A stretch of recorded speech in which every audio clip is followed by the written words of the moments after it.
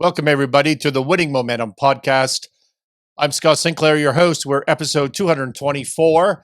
Somebody asked me a question this morning by text message. Hey, Scott, what are your thoughts on this Bed Bath Beyond bankruptcy? Any commentary on that? Hot takes, things that we can learn from this bankruptcy? Well, let's talk about that.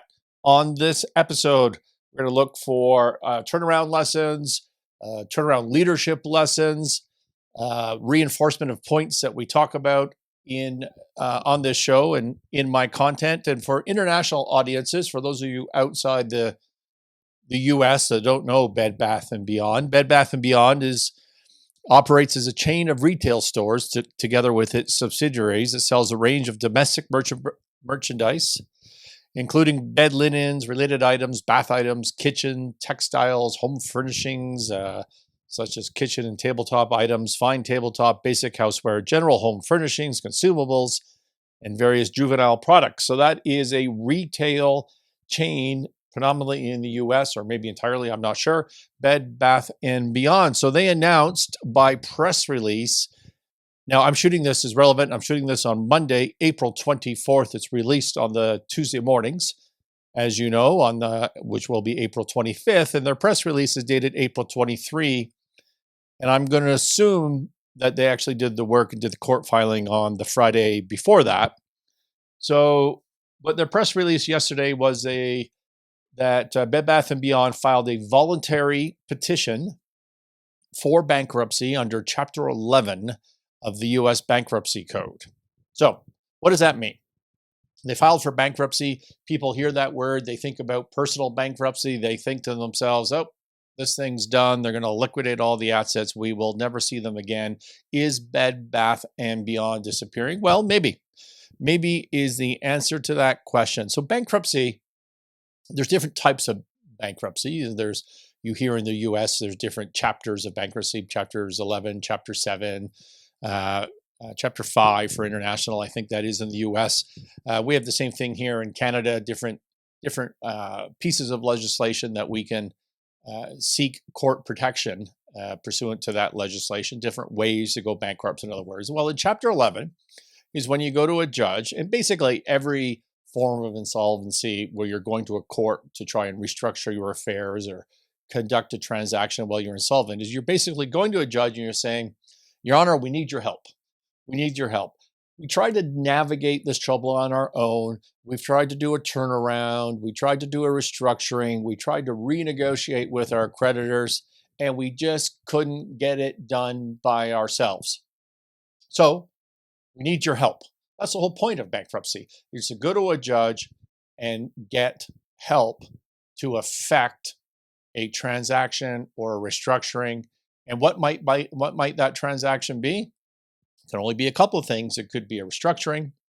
It could be a sale as a going concern, so you sell it as an operating business, or a liquidation, right? Just blow out the inventory, or some combination of those things. Okay, so you go to the judge and you say, I need some help. Now, what kind of help might a judge be able to offer you? Well, one thing that you can do in bankruptcy court, almost no matter which form of bankruptcy or protection you're trying to get, and no matter what jurisdiction you're in the world, by the way, this is not just the US that I'm talking about here, is you get an immediate stay on old creditors. So what does that mean?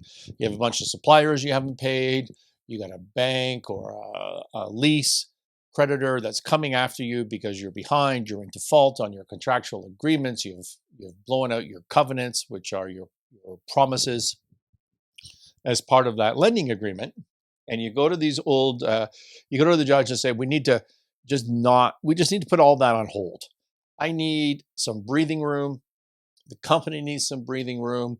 Gives us a chance to get our affairs together and to come up with a plan to present to all these people that we owe money to, all these various forms of creditors that we owe money to. So you get an immediate stay. There's a lawsuit going on, everything's on hold. Someone's trying to collect money, everything's on hold, and you don't pay any of that back debt until sometime in the future, if ever, depending on the plan. Okay, so that's the first help that you get, which is a tremendous help.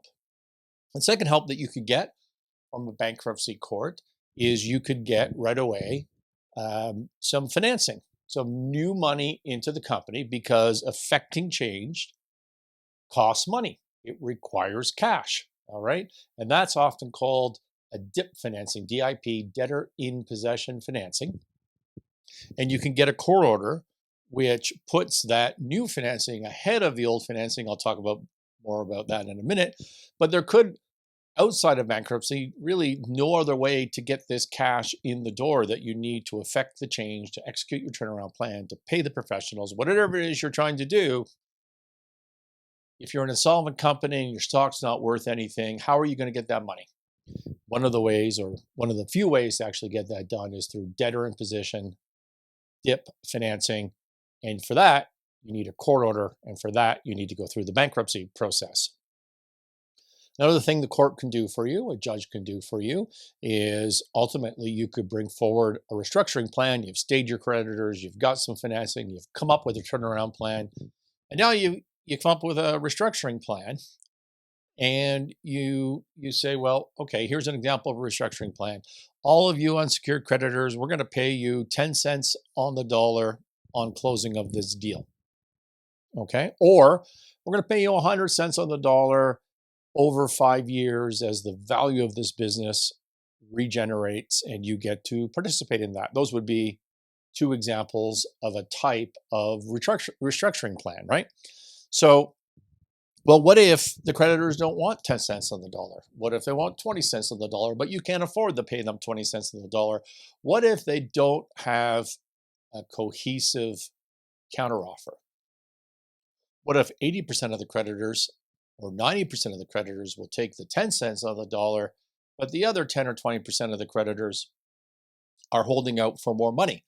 This is where the bankruptcy court comes in. Once you have a vote and you get over certain thresholds, depending on what type of restructuring you're doing and the jurisdiction you're in, but you get over a certain threshold, say 66 2/3 or 80%, something like that, the court can just say, okay, well, this restructuring plan passes and it applies to 100% of the creditors.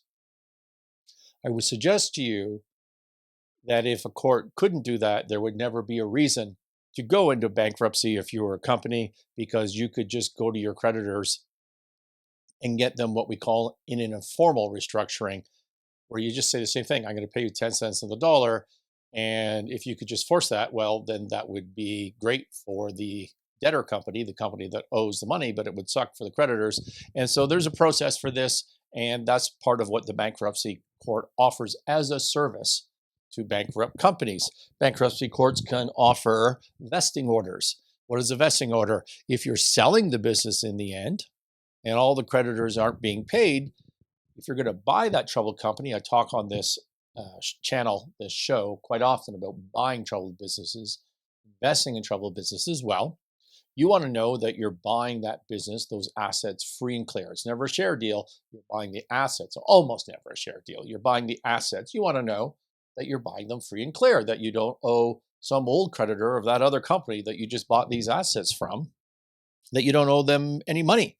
And that is a vesting order. Court says, I'm transferring all these assets over to Scott. Scott owns 100% of those assets, and he doesn't owe anybody apart from what he's agreed to owe as part of the purchase and sale agreement, a vesting order. So a court issues that. A court can make sure the professionals get paid. It takes a lot of money. It takes a lot of money to do this sort of restructuring. I was listening to a pitch maybe 2 weeks ago on a small little private deal in Canada. They owe their bank, I think it was $3 million. The liquidation value of the assets, I'm going to guess, was $500,000, $1 million. Like, it was just terrible. The drop, the demise of this company. And you always start with a base in your head of liquidation value. If we just liquidated everything and gave it to the bank, how much would the bank get? Okay, if it's $500,000, now if we do a deal and we can bring in $1 million, well, we doubled the return to the bank. And so we're heroes, right? But the fees associated with the transaction on that small of a deal just become prohibitive. I got the fellow to agree that the liquidation value of the assets was about $500,000, but the transaction he was proposing was also $500,000 in professional fees, conservatively, and that needs to be funded up front by somebody. In this case, they wanted me to do that. and you don't know if the deal's going to close. Like, why would I give you $500,000 to maybe close the deal? Then if you don't, my fallback is I might get my money back through a liquidation. Like, it just doesn't make any sense. So professional fees become a big deal. The professional fees at this size of company of Bed Bath and Beyond will be high tens of millions of dollars. At least I could be understating that. This is a significant company, and it's a significant payday for professionals, and there's no way to pay those professionals unless a court protects them through the court order, and that's part of what you do when you ask the judge for help. So, are they going to disappear? Well, that is a possibility, right? Like, what are the outcomes of this sort of Chapter 11? What is the universe of outcomes that could come out of this? Well, here's what you do. You seek the help of the bankruptcy court to give you a stay, get you a little money, give you a little breathing room, and then you come up with a turnaround plan that creates value from this business in the future. Yeah, we were losing money before. Here's what we're going to do different. Here's our projections. Now we're making money. And in 3 to 5 years, here's the value of our business. And if you can demonstrate a plan that makes sense to all of the stakeholders that have to sign off on this plan, which is all the creditors, which is in a company the size of Bed Bath and Beyond, is a lot of creditors. They had $1 billion of senior financing. Just the bank line was $1 billion or $1.1 billion, something like that. So I don't know what the total value of the debt that is going to be blown out by this procedure, but it's a lot. So it's a lot of parties, a lot of stakeholders. Think of just every little supplier of a bar of soap, a knickknack, a towel, whatever. There's got to be thousands of suppliers that are owed money, and they're all around the world, and they all have to at some point vote on this idea. So if you have a turnaround plan, then what you do is you go to the court and say, okay, thanks for giving me the time. I got the stay, I got the DIP loan, so I have some financing. Now I need to restructure my balance sheet. In other words, I need to present to my creditors 10 cents on the dollar, 20 cents on the dollar, some sort of interesting, creative security to make up for me not paying them. And it all premises around this turnaround plan that creates value beyond liquidation value. It creates value. So that would be your best case scenario, right? In a bankruptcy situation. Another option in the universe of options, which you would tend to do if you are unable to come up with a turnaround plan that people can buy into, that stakeholders trust management to execute, not necessarily current management, but the new management as part of the turnaround leadership, which we'll talk a lot about today, is if you don't have a turnaround plan, then an option is to sell the business or to sell certain locations, because this is a retail business. It has leases, and you could sell those off one by one, or you can sell them as a whole, or whatever parcels you put together. You sell them as what we call a going concern, which means it's an operating business. Doors are open, there's a lease, utilities are paid, there are employees, they show up in the morning and they unlock the door, and customers come in and they buy stuff, right? That is a going concern business. That is different from a liquidation where there's a big going out of business sale, and it's not the employees that are running the place, it's some auction people or liquidators that put their staff in there, and they're selling things out super cheap, okay? That's not option. Liquidation is the next option, option 3. But if you have a turnaround plan, you do that first. If you don't, then you look at selling the business, or as much as you can, as a going concern, because by definition, that means that there is value to the business over and above liquidation value. And if that's the case, then you're going to go to the court. You say, I need that stay. I need this time. I need the DIP. I need some financing to execute all this. And I need you to approve a sale process, what we call in the industry a SISP, SISP, Sales Investment Solicitation Process. We've talked about those before on this channel.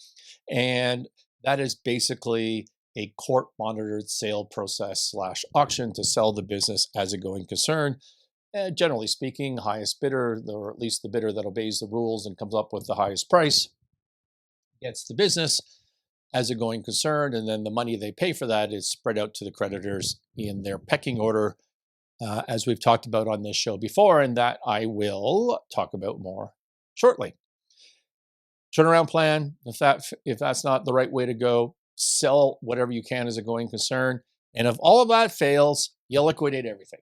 Send it to the auctioneer, send it to the liquidators, and that's your universe of options. And the court can help you with that liquidation, of course, through the stay to give you time, the DIP financing to give you time, and then even there could be a SISP, a sales investment solicitation process, to help get the right liquidation bid or process associated with that. So that's the universe of options. So if the question is Bed Bath and Beyond going to disappear? It depends. I think you'll find from what we're going to talk about today when we do the review that there probably isn't a turnaround plan. So I think your options now default to a sales process or a liquidation, and their own press release leaned heavily on the liquidation, like they're going to go away. We'll talk about more about that as we go forward. The company, again, from their press release, so the company filed with the bankruptcy court motion seeking a variety of first-day relief, okay, including the authority to pay employees, to pay vendors. And so this is this idea, like I've said before, you go to court, you get the stay. I don't want to pay anything from the past, okay, but I do want to pay, and I'm required, normally in law, depending on the jurisdiction, I'm required to pay everything I consume going forward. If you work a day for me, for my bankrupt company, my company in bankruptcy protection, I need to pay you for that day, okay? I need to pay my lease going forward. I need to pay my suppliers, usually COD, although that's not a hard and fast rule, but you don't take new credit, but you pay for the things that you have to do, and that needs to be part of the order. So that's what that means. In addition, the company filed a motion seeking approval of an interim DIP order. So like I said, they asked for the stay, and then they asked for a DIP financing in the form of a DIP creditor agreement.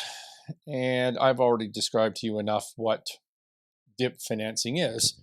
Again, you just need the cash, usually, mostly to pay professionals, because the stay itself, the idea that you're not paying your back debt, you're no longer paying your, you owe the bank a bunch of interest, you owe a bunch of lease payments, and you're not paying those are all stayed, suddenly turns the bankrupt company into a relatively cash positive organization. But the DIP financing is always required because this is an expensive process. The DIP credit agreement, going back to their press release, if it's approved, would be provided by 6th Street Specialty Lending Inc. So that's a public company, the specialty lending to mid-market companies. They have all sorts of products and troubled businesses, and DIP loans apparently being one of them. They're out of New York with offices in a bunch of places, I believe.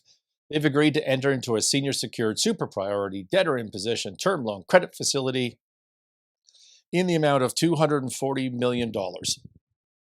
So somewhere, if I were to bother to look up the court filings, there would be a spreadsheet, cash flow, and it would show that this company, Bed Bath & Beyond, needs $240 million at least of working capital to fresh cash over the next sort of 13 plus week period. That's 3 months to pay the professionals, do the sale, liquidation, whatever they're going to do. That's what they need in the bank. Okay, so I didn't look that up, but I'm telling you that's what it's going to say. So $240 million from 6th Street Specialty Lending as a super priority lender. So what does that mean? This is something, if you're a lender to businesses, a private investor in businesses, you need to know when that investee company gets in trouble and it files bankruptcy, and now they need a DIP loan. Well, a DIP loan does what they call in the business primes you. Okay, means jumps in front of you. So you could be a bank, you could have lent Bed Bath & Beyond $1.1 billion, and you're a first secured creditor. I have a secured charge, a UCC filing in the US over all of the assets of this company. And along comes 6th Street Specialty Lending, and all of a sudden they rank ahead of you to the tune of $240 million because they're a super priority lender protected by a court order. And that's what the court order says. In a DIP, it says, we're going to put you ahead of these other lenders. So when it all goes wrong, or when we sell and the proceeds come in, the first person to get their money out is the professionals, and then the DIP lender, and then we'll start talking about everybody that was there beforehand. Okay, so as a lender, you need to keep that in mind. As an investor, you can keep that in mind. I was working. Well, I wasn't really working. I was presented with a deal. Feels like 2 years ago now, 18 months ago, of a company in Canada. I won't give you too much detail. I think it's all public now because they did a filing, so you could read all this, but no need to get into actual names and industries and geographies. But the bottom line is it was a private company. It was in a regulated entity. You'll see I'm talking about it in the past tense. And it did not have a bank because of the industry that it was in and because of the management team. But what they had done is they raised about $80 million through individuals, through families that had taken second mortgages on their homes and invested into this deal. High net worth individuals that weren't so high net worth that they should never have been taking money from. $80 million. And they told all these people that their money was secure, had security over the assets, had security over the value of the business. Except when it all went wrong and they couldn't pay the interest and they weren't making money and they filed bankruptcy protection, what did they get? Of course, they got a DIP loan. What did the DIP loan do? It primed everybody else. It jumped ahead of them. And at the end of the day, when you go through a sale process, remember the SISP, the sales investment solicitation process, that DIP creditor, that DIP lender who has the prime security charge can do what they call credit bid. They can become a bidder in the sale and they don't have to write any more money because they already gave you a loan. In fact, as part of the DIP loan process, often you become the stalking horse bidder, the first bid on this potential sale process. Bottom line is it puts you in the driver's seat without going into too much detail and nuance. It puts you in the driver's seat to control this bankrupt business, to be the buyer of this bankrupt business. And in that situation that I was referring to, this private company, that in fact was the plan from day one, is the DIP lender was going to buy the business and pay very, very, very little for it because the sales process made it really prohibitive for anybody else to put in a reasonable bid. They couldn't get access to due diligence. They didn't have the time, right? So it's just this manipulated situation in my personal view. That's no disrespect to the court. They have to do what they have to do, and they're told by the professionals, and they sign off on things. So that's all. I'm a believer in that process and the integrity of that. But the reality is the DIP lender was always going to win.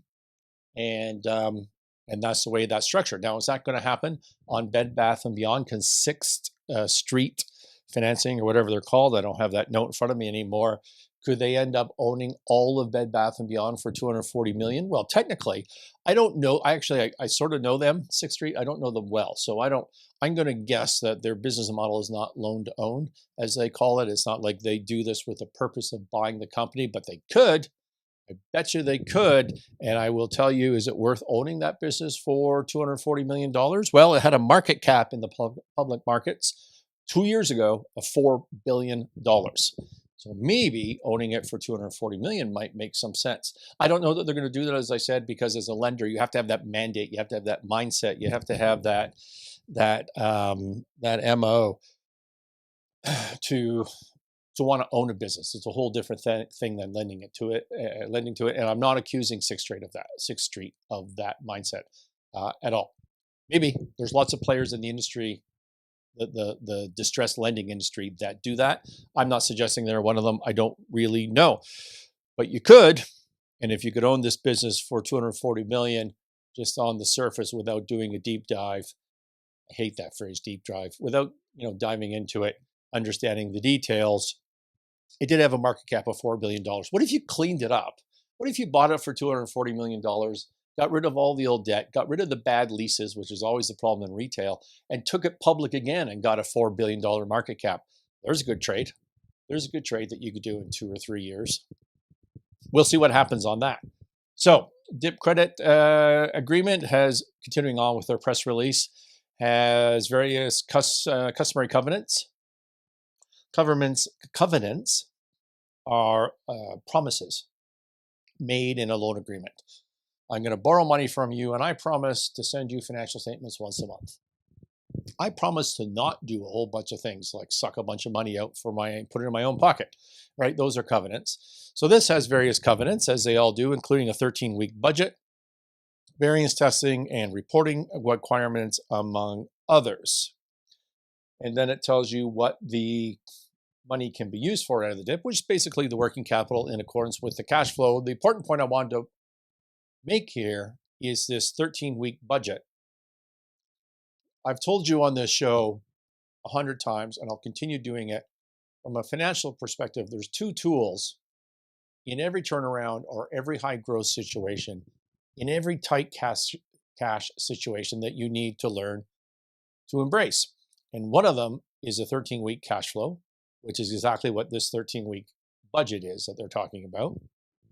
And one of them is the monthly rolling three-statement model, as the younger professionals that listen to this podcast might actually call it. On the latter, the three-statement model, this is a spreadsheet of your balance sheet, your income statement, and your cash flow statement projected out month by month for as long as you need to do, as long as the restructuring plan or the financing that you're trying to attract is in place. So that could be 3 years, could be 5 years, whatever that is, month by month, document your assumptions. And that is the heart of the turnaround plan from a mathematical financial point of view. Okay, so remember I said you're going to go to the court, you're going to try and accomplish a turnaround plan and then sell that to stakeholders. Well, that rolling model is the mathematical heart of your turnaround plan. The 13-week cash flow model is the tool that the courts and the monitors and the accountants and everybody relies on to say, okay, every week, here's the cash in, here's the cash out, that's projected. That's what told me that I needed a DIP loan of $240 million.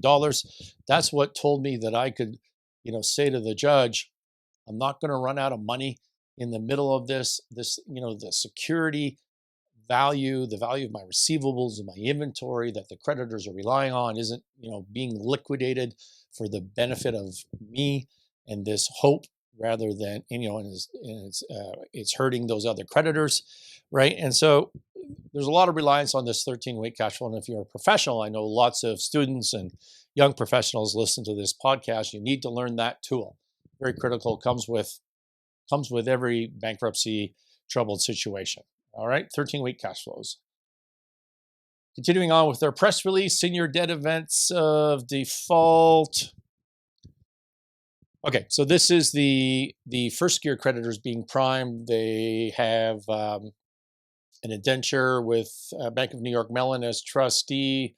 Bottom line, they owe about $1.1 billion, and that's being primed, as I said, by the $240 million. The $1.1 billion is not their whole debt, by the way. I didn't bother to look that up. The $1.1 billion is just their bank loan, basically, their senior secured loan. It's a lot of money.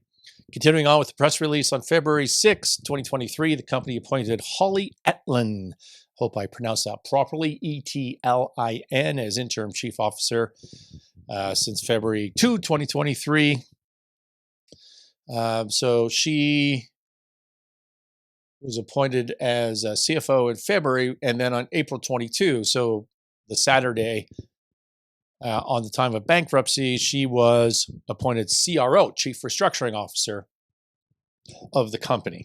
So she's going to serve as CRO in the term accordance with the terms and conditions of the engagement letter, so on and so forth. Now, a CRO, a Chief Restructuring Officer, is the turnaround leader, the person responsible for doing all these things that I've talked about, and is required on most, not all, but most bankruptcy restructuring situations.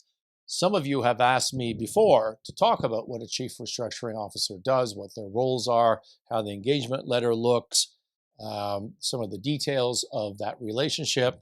And you can go back on the Winning Momentum podcast. It might have only been 2 episodes ago. I did a whole show about a CRO, Chief Restructuring Officer, so you can go check that out there.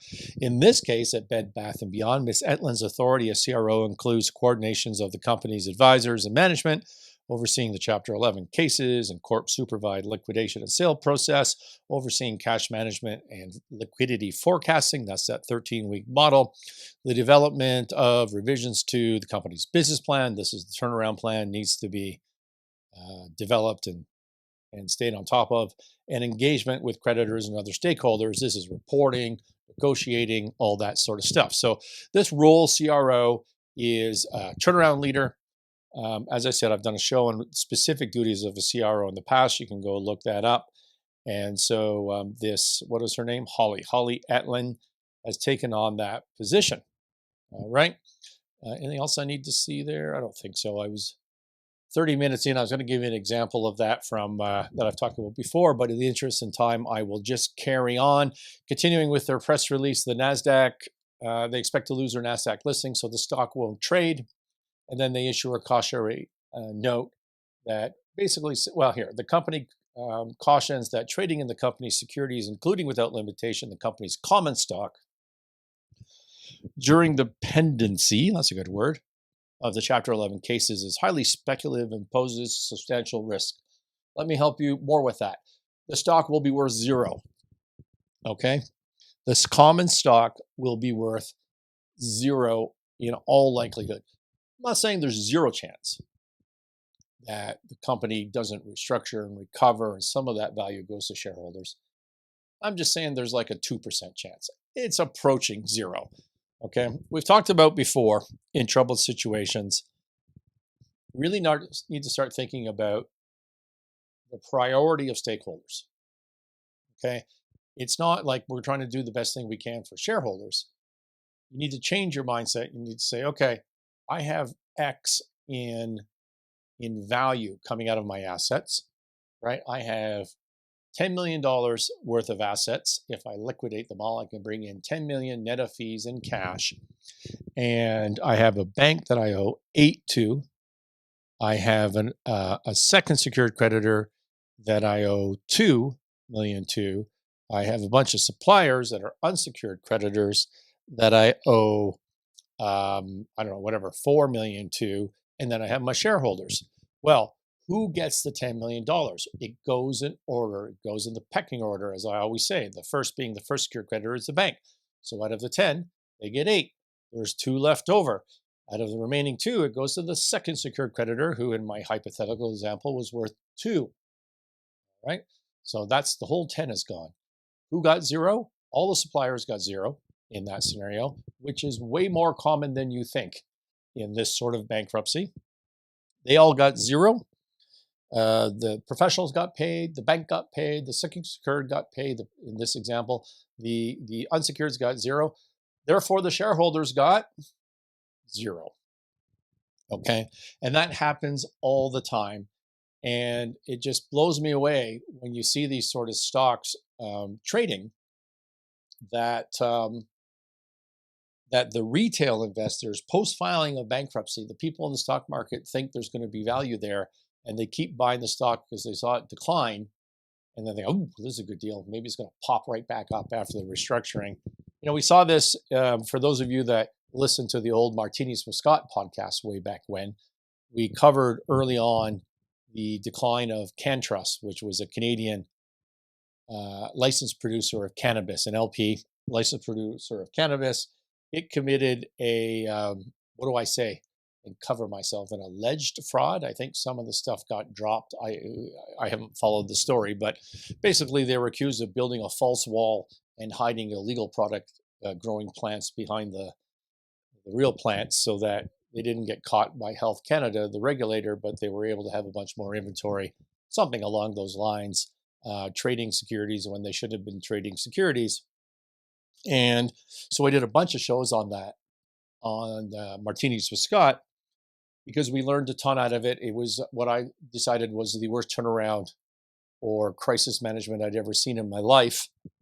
And because of that, I was just shorting that stock all summer, made tons of money on the short of this public company as best I could until it went down and filed, and I actually got caught with some puts outstanding when they put a cease trade on the stock. So that was a bummer at the end, but we made lots of money as a whole because we could just see this was a terrible, terrible, terrible crisis management situation, and that the common stock was going to be worth 0 at the end of the day. But through all of that, it amazed me that people were buying the stock enthusiastically, and I was on chat lines and I was listening and following on Twitter, and people were like, yeah, it's coming back, it's all going to be great. Like when they execute this turnaround, Health Canada is going to give them the license back and the stock's going to pop up and I'm going to make a fortune. That's not what's going to happen. What's going to happen is this goes to zero. It has gone to zero. Okay, it's taken years of hope and promise, but it went to zero and nobody who was buying stock made money. They lost it all during those periods. Okay, and that happens. I'm not saying it happens 100% of the time, but it happens a lot in situations that smell like this Bed Bath and Beyond. And I have more to say about that later. I guess I have notes down below. I'm going to talk about that because I saw the trading today and just the same as the CanTrust story, just sort of blew me away. All right, so that's from their press release. There's some of the lessons and comments that I can take out of it. The background from the Wall Street Journal article this morning covers some of the same territory, but has some nuance and some color, which makes it a bit more of an interesting story. Bed Bath & Beyond filed for bankruptcy protection. We already know that. They've been warning about it for months. Said it needed $375 million because it had a bad Christmas season, holiday season, which is where most of the retail sales come from. You know, the economy's bad in the U.S., notwithstanding what they tell you, loss of inflation. And so they had a bad holiday season. In January, said they needed $375 million. It struck a deal with a hedge fund, whose name I don't seem to have in front of me. I think it's Hudson Bay, but struck a deal with a hedge fund for $1 billion in financing, but then that fell apart in February. And so they tried to scrape all these deals together, but none of it was enough, nor were the efforts to stem the losses by closing hundreds of stores. Sales evaporated and the stock price plummeted. So it goes on to say that bankruptcy gives Bed Bath & Beyond the breathing room. Well, we've already talked about that's what bankruptcy filing is for. It's the whole point of it is to give you the breathing room. So we agree with that.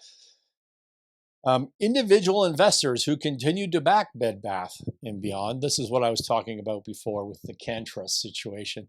Individual investors that continued to buy and back Bed Bath & Beyond during his final months when it was flooding shares into the market. So this is not just a secondary trade. This is not just you going with your stock account and buying some Bed Bath & Beyond. This is actually new issuance of shares that are, as they say, flooded the market, will likely be wiped out in Chapter 11. Yes, they will, which prioritizes the repayment of debt over shareholder recoveries. We already discussed that. So I told you I couldn't find my notes that I was shocked by the trading today on this point.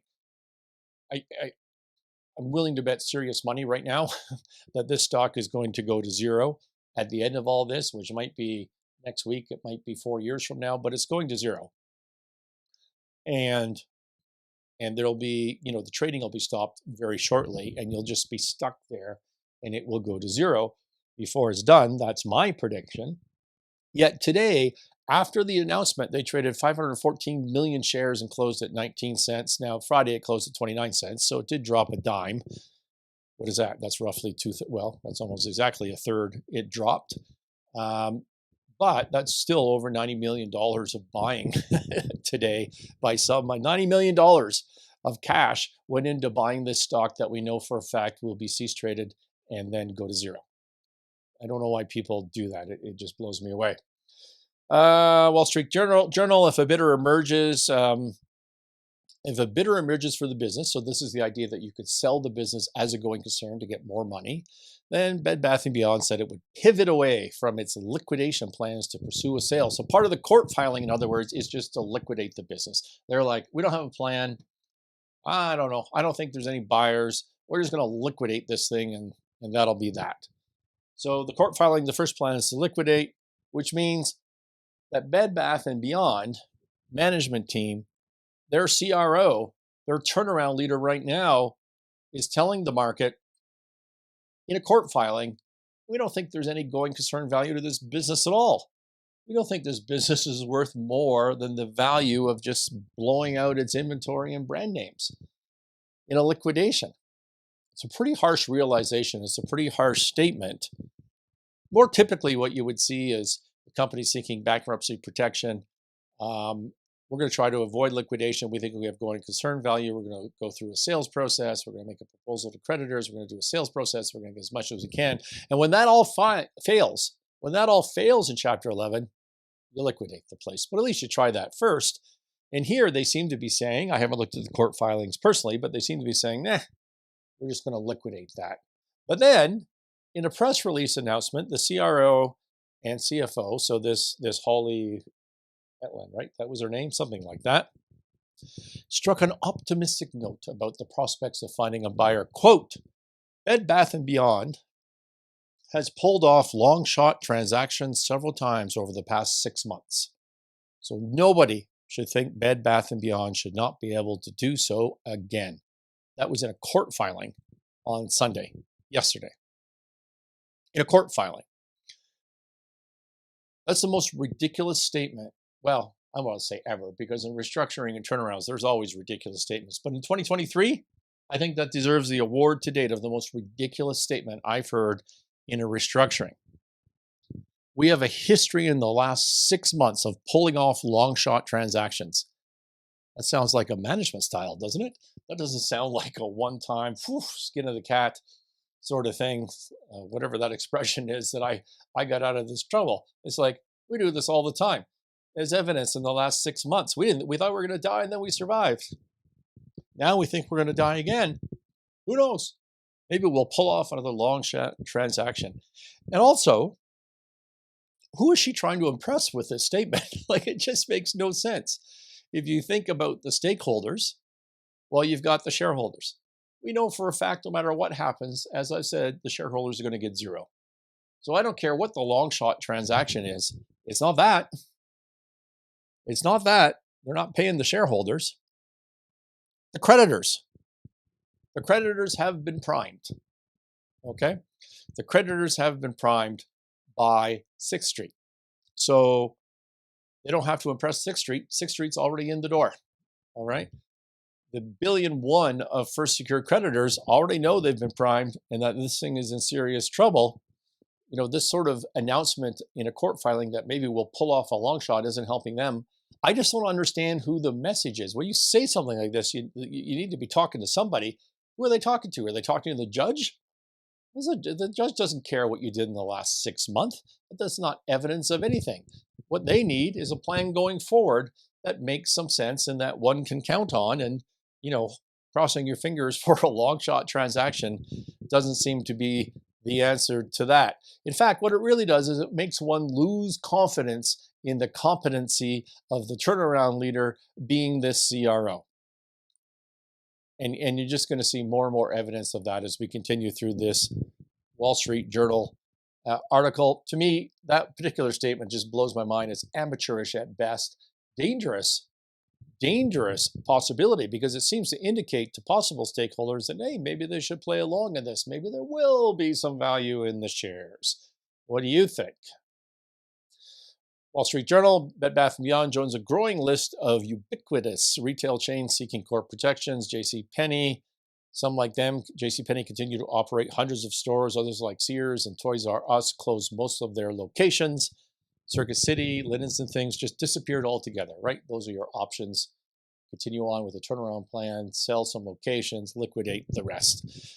Bed Bath & Beyond went public in 92, grew to more than 1,550 stores along the way. Had some subsidiaries in the baby chain, Bye Bye Baby Chain, something along those lines. Christmas cheese shops, Harmon drugstore chain. And Bed Bath & Beyond did not have an unprofitable year as a public company until 2019. Okay. Now, when they say 2019, they really mean 2018 calendar year. Like their year end is February 28th, or the end of February, early March. So end of February, early March 2019 is really 2018, if you could just think about it that way. And that's when it reported its first annual sales decline. They blame it on Amazon, other online retailers getting hot in that era. And their chairman and founder said that we missed the boat on the internet thing. Okay. So the revenue did not decline much in that year. It did decline much. I actually did go back and look this up, but they were still doing around 12 billion top line in 2018 and 12 billion top line in 2019. I mean, it dropped from high 12 billion to low 12 billion for sure, but the revenue didn't drop that much. They didn't get hammered too much by Amazon. Instead, what happened is their costs increase and their margins decrease. How do I tell you to make more money in any business? First, focus on margin, contribution margin, not gross margin. I don't know the contribution margin at Bed Bath & Beyond because I would have to do a lot more digging into the disclosure, into the actual financials to calculate that myself because no one discloses that information. But first, margin. If your margins are declining, that's not good. Second, fixed costs. You got to cut them if your revenues are down or if they're going up, that's not good. And third, revenue. So what they're focused on here first is revenue declining, which it did not very much, but their margins declined a lot. Their costs went up a lot. That's why they started to lose money. I think they also started to lose customers around that time. I'm running out of time on this show. I wanted to tell you Scott Adams, Coffee with Scott Adams, his daily podcast this morning. He did a bit about Bed Bath & Beyond and why he hates that store and he thinks they deserve to go bankrupt. If I have time at the end, I'm going to tell you that story, but if I don't, go look it up on Scott Adams, his podcast. It revolves around him receiving a 20% coupon by the mail, which Bed Bath & Beyond is famous for, and the stress and that puts him under the fact that he loses the coupon, that when he finds it, it's expired. He's going to the store, he's trying to pay, and it's expired. And it's just this circular thing. At the end of the day, they're just putting him to work for them, and he hates these people. It was funny. It was funny, worth listening to. All right, so 2019, they're losing money. In 2019, a group of activist investors throw the founders off the board, and they have a new board, and the new board appoints Mark Tritton as chief executive officer. Now we're going back to 2019, calendar year 2019, and he came out of Target Corp. And we're going to call Mark here turnaround leader number one, because now we have a turnaround and we have a turnaround leader, a new chief executive by a new board put in place by activist shareholders.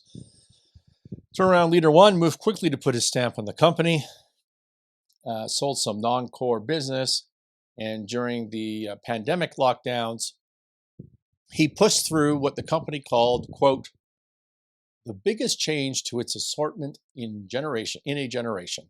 The biggest change to its assortment in a generation. That's what Mr. Tritton, turnaround leader number one, did. It replaced brand names such as KitchenAid mixers, All-Clad cookware, OXO spatulas with private label goods manufactured just for Bed Bath & Beyond. Have you seen this trend in retailing where you go into a store? I go into my local pharmacy, which is a large national Canadian chain. You see this in the US all over the place as well. But the things that you used to buy, like aspirin, are no longer stocked, but you have a similar product, like the exact same product, but under a private label brand, like a Shoppers brand or whatever the brand is that you're selling that. You see that in the Canadian Tire, which would be like a Home Depot, a Lowe's, or something like that. And all of a sudden, it's a new brand name, some just, completely private Canadian Tire brand. You see it in the grocery stores, and the brands that you rely on buying all of a sudden gone. But if you have the two side by side, which one are you going to buy? If you had aspirin and like no-name headache killers side by side in a similar bottle with a different label, which one are you going to pick up? Obviously, you're going to pick up the brand. I don't know if that whole system works, but anyways, that's what he did. The biggest change in a generation. The biggest change in a generation during a pandemic, global pandemic shutdown. Turnaround leader number one. Did they test it? Or did they just plunge in? Let me tell you something. If your business isn't going well, you need to change. I mean, that's number one. I preach this to you all the time. First thing you need to do better in your business is embrace change. But you don't throw the whole thing out. You don't do the biggest change in a generation all at once. You try a little something different. You test it out. Like maybe develop these no-name brands and try it in one location. See how that location does. Why roll it out across the whole chain? How does that, like during a pandemic, how does that make any sense. The plan failed, according to the Wall Street Journal, for several reasons, and they talked to employees and analysts. Is that Mr. Hinton, turnaround leader number one, made the switch at a time when supply chains had been upended due to the pandemic, factories were closed, shipping delays, higher cost, made it difficult to get these new no-name brands, white label brands onto the shelves. And they tried to roll out too many private brands too quickly. It was planned to launch 8 new brands in 2021 alone across the chain. 8 new brands across the chain in 2021 during a pandemic. So when they should have been just, look at, I own companies that sell into products into Home Depot, Lowe's, those sorts of people. And they go into home improvement. Okay, in general, I have different products, but into home improvement. And we were just knocking it out of the park in 21, 22. It was amazing, right? Because everybody was staying home. Everybody's locked up. And what do? Well, they work on their house. They put in a new sink. They work on their roof. They do some renovations. That's what everybody did. Everybody should have been just buying everything they possibly could at a Bed Bath Beyond in 21 and 22. And instead, what turnaround leader number one was doing was taking away their KitchenAid and putting in some no-name product that may or may not have done the same thing. All right, so that was Mr. Trenton's contribution to this mess. He had planned a similar overhaul of the Bye Baby chain, which, as I said, is a subsidiary of Bed Bath & Beyond. And he was going to replace Gerber baby food with some other private labeled good. If you're feeding your baby Gerber's and then it's replaced by, BB&B's baby food, how happy are you going to be about that? Anyways, he was fired and pushed out, as they say here in the Wall Street Journal, in June 2022. And he was replaced by Sue Gove, a veteran retailing executive and a former director, and she was named interim CEO. So now we have turnaround leader number two, Sue Gove, and turnaround leader number one is pushed out. And during his tenure, revenue had dropped from around $12 billion when he came into the company to $7 billion when he exited the company. Enter turnaround leader number two. So what she has to deal with right away, she comes in the door and all of a sudden the stock goes crazy because Ryan Cohen, the billionaire founder of pet retailer Chewy Inc., takes a big stake in the company and to agitate, as they say, for changes, including selling that baby subsidiary. Let's get rid of that. So the board considers this strategic alternative. And don't forget, we're talking here June, July 2022, not so long ago. Says in the Wall Street Journal that the board considered this strategic alternative, but decided against selling because separating it would have been time-consuming and costly, and they needed to nail down a new strategy before marketing it to potential bidders. This is almost as bad as the quote from before of being able to pull off long shot transactions. Turnaround number two, leader number two, basically the first thing she does of substance is decides that she can't sell a subsidiary to raise money, make the company stronger, avoid bankruptcy, because it's going to be too much work. It's going to be time consuming and busy. And besides, we don't have a business plan for that subsidiary. We don't know what we're doing. We need to set up a new business plan so that we can market this thing. What does that tell you about the board of directors? What does that tell you about leadership of this company? Turnaround, troubled companies always boil down to leadership 100% of the time. Hopefully you're sealing that now. Bed Bath & Beyond was running low on cash and had fallen behind on its payments to suppliers by August 22. And the shares plunged when Mr. Cohen, this is the guy who from Chewy Inc., who bought a bunch and was trying to get them to make some changes. Clearly, they weren't making changes. Clearly, they decided they were incapable of doing that, or they didn't care. So on August 22, he dumped his entire stake, and the stock plummeted as a result.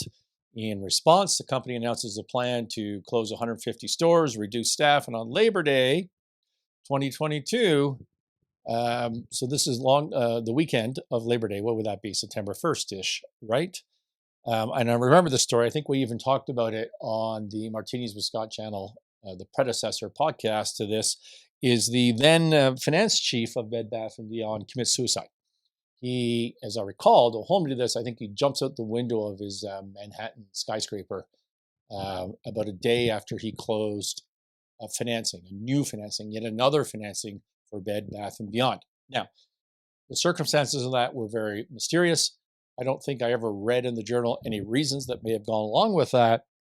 I do want to tell you, though, that in every troubled company situations, it's the director of the finance, it's the controller, it's the CFO that is taking the heat of all the stress. And if something, the suppliers are calling in, I'm not being paid, it's the controller that they're yelling at, and I feel like they have a 6-month life cycle, not literal life cycle. They're going to last in the company 6 months for that. And anyways, we never, there's stresses, a lot of stresses going on with that. And if this becomes shady, if there's shady stuff going on, then it's even worse, right? And so this guy commits suicide, jumps out the window. I never heard any reason. Now let's assume, give him the benefit of the doubt, and all sympathies to his families and all that sort of stuff, but let's assume there was mental health issues. But this couldn't have helped. This whole situation with Bed Bath & Beyond certainly could not be helping. Maybe he had loans against the stock. Who knows? Who knows what pressures were coming out of this? So that happens over Labor Day. Now we go through the holiday season, and the retailer warned in January 2023, so now we're into this year, that it may not have enough cash to continue operating its business. And they're just running out of cash. They had a bad holiday season. What they didn't tell you is that from 2020 to 2022, which 100% spans turnaround leader number one's tenure, and maybe some of turnaround leader number two, let's not blame her because I don't know about the exact timing on that, but certainly turnaround leader number one, this company did share buybacks equaling over $1 billion of share buybacks. What is a share buyback? A share buyback, promoted by financial investors and smart people like Warren Buffett, is the idea that my company's doing so well as a public company. I have a bunch of cash in the bank. I have no other strategic ideas on how to spend that money. I think of Apple. Apple would be a good example. They have billions and billions in the bank. They haven't got possibly enough way to spend that money. Their balance sheet is clean. There's just nothing to do with that money. It just sits there dead and idle. And they think their stock is undervalued, right? They think the market is not giving full value to their stock. Therefore, their stock is cheap. Well, what is one thing they could do with that cash? They could buy their own stock and then cancel it. And that is a benefit to the shareholders that didn't sell, right? Because now they own a bigger piece percentage-wise because there's less stock of that particular company. And Warren Buffett tells a story about back in the day when Steve Jobs of Apple called him and said, I'm thinking about this stock buyback, and how should I go about it? What are the things I should consider? And Warren said, well, there's only two questions. One is, how's the company doing? Do you need the money for something else? And the answer from Steve Jobs was, no, I don't. We don't need the money. We have so much money, we don't know what to do with it. And then Warren said, well, the second question is, do you think your stock's undervalued? And Steve Jobs said, well, yeah, I think it's way undervalued. They're not giving credit to this, that, and the other thing. And so the market's low. And said, well, there's your answer, said Buffett. And it's really that simple. That's when you do a stock buyback, a share buyback. And it's a good financial move for a public company in that situation. Is it a good financial move for a company whose shares are declining, revenue is declining, margins are declining, costs are going up, is starting to lose money? Remember, they'd never lost money in the history of being a public company until 2019. They're losing, they're tight on capital. They've got activist investors coming in. And what do? They use $1 billion to buy back their shares. $1 billion that I bet they wish they would have back right now. Don't forget, the idea of buying back the shares is to benefit the remaining shareholders, right? Because you've put money to a productive use so it's not dead, and you have less shares so the people that stayed have a higher percentage of a company, right? It is intended to benefit remaining shareholders. In this situation, who does the buyback benefit? Does it benefit the remaining shareholders who are now bankrupt and going to get zero? Or does it benefit those that sold their shares into the buyback and got out of this mess ahead of time? It's ass backwards.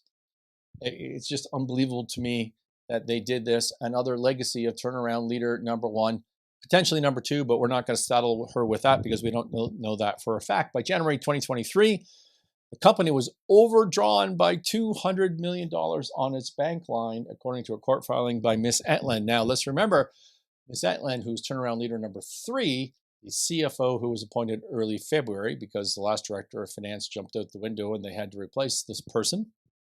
And this person, Etland, she's become CRO, but she was appointed interim CFO February 2023. And the very first thing she has to do, it appears, is go and tell the bank that they're overdrawn by $200 million. Now, how might you get overdrawn by $200 million? Well, it seems to me there's only one of two ways.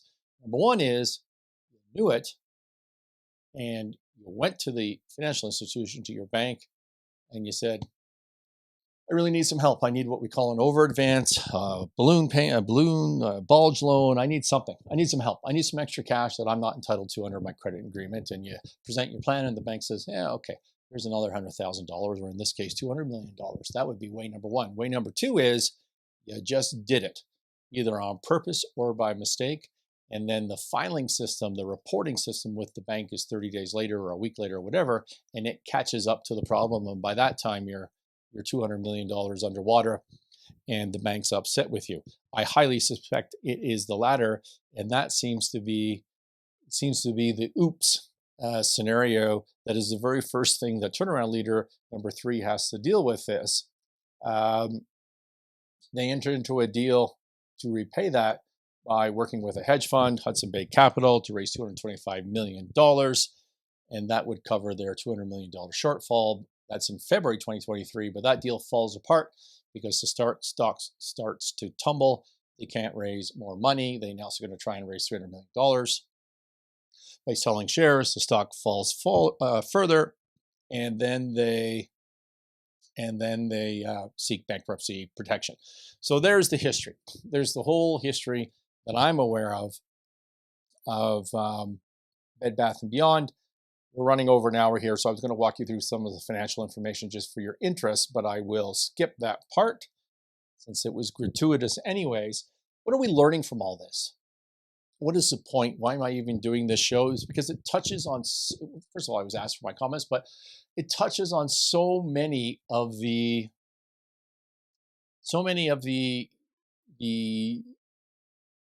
of the guidance that I give on this show for turning around a business, for restructuring, for managing, for change leadership, crisis management, all of those topics, which is not all of my content, but it's a chunk of my content. And so it's a good example so that we can see all of that. When you're in trouble as a company, bankruptcy is a tool. It's not necessarily the end, could be the end, but it is a tool. It helps you to stay your debts so you don't have to pay stuff from the past. It allows you to continue to operate if that is your plan. It gives you a chance to get financing in the form of debt financing like Bed Bath and Beyond did. It gives you time. It gives you that breathing room to develop and implement a turnaround plan and to present a restructuring plan and get a fair hearing from your stakeholders. And if all of that falls apart, you could try to sell it as a going concern or liquidate it. That's what bankruptcy is for. As an investor, this story is a reminder that there is a pecking order, and that's how restructurings and liquidations and bankruptcies work. Is you need to think not about, oh, I'm a shareholder, I got to deal with the bank, but I'm a shareholder and I've got to think about just that. No, you need to think about each creditor or stakeholder in the order of their priority. The shares are going to go to zero. Okay, we should always remember that as retail traders and investors or even fund managers in this situation. Secure debt, if you're a lender to these types of companies, you might get primed. by a dip lender. You may have somebody end up ahead of you, and you should not do that blindly. You should consider that in your planning. And don't forget, you could actually be the dip lender. The only reason this Sixth Street got to be the dip lender is nobody else who already lent to the company wanted to be a dip lender. They would have, in effect, first call on that, typically speaking. Okay, what else did we learn from this? Tools of the trade. If you're a professional, you need to do those 13-week cash flows. You need to know the rolling model, the three-statement model that takes you past the restructuring period, takes you past the period of paying back the debt that you've borrowed to implement this plan. That is the math of your turnaround restructuring plan. Troubled companies are always about leadership. We've had turnaround leader number 1, number 2, number 3. None of this is going very well. It's the board of directors. It's the leadership of this business. It's been a disaster. This is a terrible, terrible turnaround situation. They did $1 billion of buybacks in their stock in the last 2 years when they were out of cash. They lacked a turnaround plan. Their own filings, when they had the activist investor in and said, sell the baby subsidiary, like their own press release said, we don't even have a plan. We want to have a plan before we go to market this thing. How could you not have a plan to turn around the business at all times? It may change. It may change tomorrow. It may change the day after. But to say you don't have a plan is just, and therefore you can't sell this subsidiary and bring in the cash is just ridiculous. This quote unquote biggest change in a generation. That's just a leadership fail on an epic level. Not testing one location, small locations. This $200 million overdrawn thing, that was a mistake.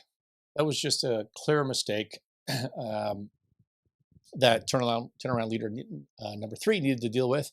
And then turnaround leader number 3 comes in with a press release that a court filing that says the Bed Bath Beyond has pulled off long shot transactions several times over the past 6 months. So nobody should think that we won't be able to do it again. Completely ridiculous. Hope is not a plan. Amateurish statement. Speaks to a lack of seriousness. Turnarounds, troubled companies are always about leadership. If your business is getting in trouble, bring in professional help. CRO, Chief Transition Officer, CTO, an interim executive. Bring in somebody who has experience navigating these things immediately. Don't wait. It just gets worse. It just gets worse. That's all I'm going to say. I know some of you want me to talk about Bed Bath & Beyond banning My Pillow and the political and the wokeness part of this. I don't see the math to justify any of that, so I'm just going to skip that entirely. I don't think it had anything to do with anything, although there is an eerie correlation between ineffective, dysfunctional boards and wokeness and political leanings. I think that's becoming more and more clear. I don't see the math on it in this case, so I don't even want to go there. And I'm running out of time. This has been the Winning Momentum Podcast. I'm Scott Sinclair. Thank you for listening. Hey, you can go to thescottsinclair.com, thescottsinclair.com, and get all of my content. We also have a channel on YouTube. You can listen to audio podcasts everywhere. No matter what you're doing, please subscribe. Give me a thumbs up. Give me a like. It helps a lot. Thanks for listening.